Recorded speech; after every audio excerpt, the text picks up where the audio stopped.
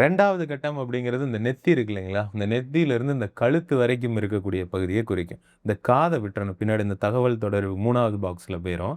அந்த முகம் இருக்கு இல்லையா?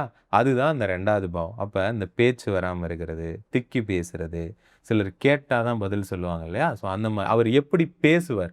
அதுதான் வாக்குஸ்தானம் அப்படின்னு சொல்லியிருக்கிறாங்க. அப்ப அவரோட பேச்சு திறன் என்ன? அவரோட சுவைத்திறன் என்னன்னு கூட வரும். ஓகேங்களா? அப்ப ஒரு குடும்பத்தில 4 பேர் இருந்தா கூட, ஒரு ஹோட்டலுக்கு போனா, ஒருத்தர் தயிர் சாதம் ஆர்டர் பண்ணுவாரு. ஒருத்தர் பிரியாணி ஆர்டர் பண்ணுவாரு. ஒருத்தர் சப்பாத்தி அனுப்புவார். ஒருத்தர் மீல்ஸ் வேற ஒருத்தர் காரமா ஆர்டர் பண்ணுவாரு.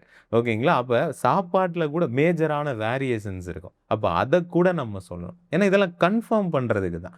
ஓகேங்களா? அப்ப அந்த பார்வை திறன், கண்ணாடி போட்டிருக்கிறது, ஸோ இந்த மூக்கு பிரீத்திங் பிரச்சனை இதெல்லாம் வரும் சார். பூச்சி பல்லு கூட வரும் சார். நான் கேட்பேன். 2ஆம் பாவம் கெட்டு போயிருக்கும் பொழுது, நாங்க கணிக்கும் பொழுது சிஸ்டம்ல அது அது தெரியும் எங்களுக்கு. நான் கேட்கிறேன். ஓகேங்களா? அப்ப என்ன பிரச்சனை இருக்கு? 2வது கட்டத்துல. அப்புறம் இது அகம்ல.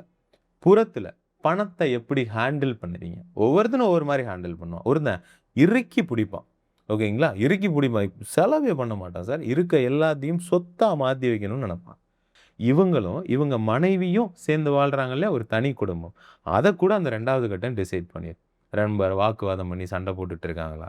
இல்ல நல்ல சந்தோஷமா பிடிவாதமா பேசுவானா? அவனோட பேச்சாற்றல் என்ன? அடுத்தவன் சொல்றத காது குடுத்து கேட்பாங்களா? இல்ல இவங்க சொல்றத கேட்கணும்னு நெனைப்பாங்களா? சேம் அதே விட்டு குடுத்து பேசுவாரா?